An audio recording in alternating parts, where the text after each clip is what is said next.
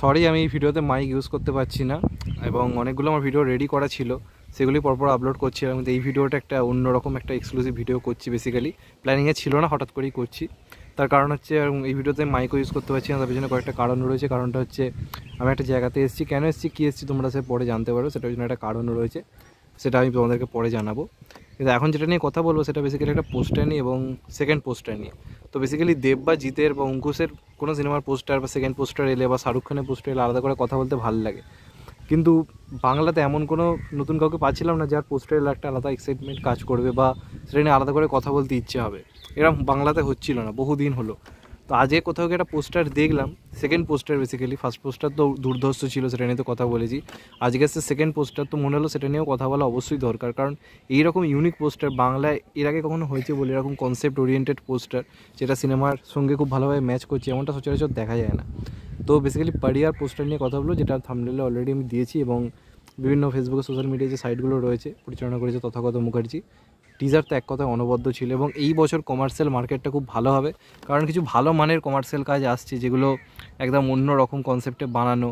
যেমনটা মালায়ালাম বা কান্নাড় ইন্ডাস্ট্রিতে দেখা যায়, আমাদের বাংলাতেও কিন্তু এই বছর কমার্শিয়াল সিনেমাগুলো খুব ভালো কন্টেন্ট ওরিয়েন্ট বেসড হচ্ছে, এটা আমরা সবাই বুঝতেই পারছি। এবং তার মধ্যে পাড়িয়া এমন একটা সিনেমা হতে চলেছে, দেখুন কেমন সিনেমা, খারাপ সিনেমা না ভালো, সেটা তো আমরা সিনেমা রিলিজের পর বলতে পারবো, কিন্তু যে অ্যাপ্রোচটা সেটা কিন্তু বিরাট বড় কিছু। এরকম কনসেপ্টে কাজ এবং যেটাকে যেভাবে টিজারটা বানানো হয়েছে, একটা ডার্ক শেডের মধ্যে দিয়ে সিনেমাটাতে একটা ব্রুটাল ব্যাপার স্যাপার রয়েছে, ভায়োলেন্স রয়েছে, সব কিছু মিলিয়ে যেরকম করা হয়েছে, একটা আলাদা এক্সাইটমেন্ট কিন্তু কোথাও গিয়ে কাজ করছে।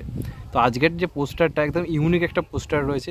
আমরা অনেকগুলো পাড়িয়া কুকুরকে দেখতে পাচ্ছি যারা রীতিমতো গর্জন করছে ওর সাথে, এবং মাঝখানে বিক্রম রয়েছে চেন মাথা অবস্থাতে। তো পোস্টারটা কিন্তু দুর্দান্ত একটা ইউনিক পোস্টার হয়েছে এবং পাড়িয়াদের হয়ে কথা বলার জন্য তো কেউ নেই, প্রত্যেকেই ওদেরকে অত্যাচার করতে করতে ব্যস্ত থাকে। তো সেখান থেকে দাঁড়িয়ে এই যে পোস্টারটা বেসিক্যালি এক কথায় ইউনিক একটা পোস্টার হয়েছে এবং পোস্টারের যে কনসেপ্ট যে আর্টটা সেটা কিন্তু খুব ভালো হয়েছে, এটা নিয়ে কোনো ডাউট নেই। পোস্টার যে কনসেপ্ট যে আর্টটা করেছে এক কথায় দেখার মতো হয়েছে, যে কারণে মনে হলো আলাদা করে কথা বলি। কারণ পোস্টার তো অনেকেই বানায়, সেই পোস্টারগুলো সেই গুণগত মান বা দেখে একটা এক্সাইটমেন্ট কাজ করে, এরকম পোস্টার হয় না। পোস্টার কিন্তু একটা মেন ব্যাপার, পোস্টার আজকাল অনেকেই গুরুত্ব দেয় না, কিন্তু সিনেমার পোস্টার কিন্তু একটা মেন প্রমোশনের জায়গা। আর রাস্তাঘাটে যখন এরকম একটা পোস্টার লোকে দেখবে, এরকম রক্তাক্ত অবস্থায় একটা হিরো রয়েছে, এরকম চেহারাওয়ালা, তার পাশাপাশি এতগুলো পাড়িয়া কুকুর রয়েছে, তো লোকে দেখেই আগে ঠিক করবে এই সিনেমাটা দেখতে যাই। সেই জিনিসটা কিন্তু এই পোস্টারটার মধ্যে রয়েছে, যে কারণে আমার পোস্টারটা খুব ভালো লেগেছে। এবং আমার মনে হয় কিন্তু পাড়িয়া কমার্শিয়াল সিনেমার জগতে একটা বিরাট পরিবর্তন আনতে চলেছে। জানি না কতটা অডিয়েন্স সাপোর্ট করবে, আমরা তো আমার দিক থেকে যতটা পারি করছি সাপোর্ট, কারণ একটা নির্দিষ্ট সাপোর্ট দরকার রয়েছে এই সিনেমাটা।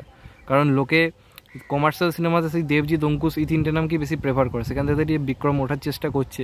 তো আমাদের মনে হয় সেটাকে অ্যাপ্রিসিয়েট করা উচিত। এবং বিক্রম প্রচণ্ড খেটেছে, চেহারা দেখলে বোঝাই যাচ্ছে, এবং সিনেমার পিছনে যে কতটা জান ঠুকে দিয়েছে সেটা বোঝাই যাচ্ছে। তো পোস্টারটা এক কথায় অনবদ্য হয়েছে, যে কারণে আলাদা করে কথা বললাম। তোমাদের কেমন লেগেছে পোস্টারটা অবশ্যই কমেন্ট করে জানাও। যদি চ্যানেলটা নতুন হয়ে থাকো চ্যানেলটাকে সাবস্ক্রাইব করে দিন, গেট দ্য বেল আইকন। ভালো থেকো সবাই, টেক কেয়ার, নমস্কার, আবার দেখা হবে।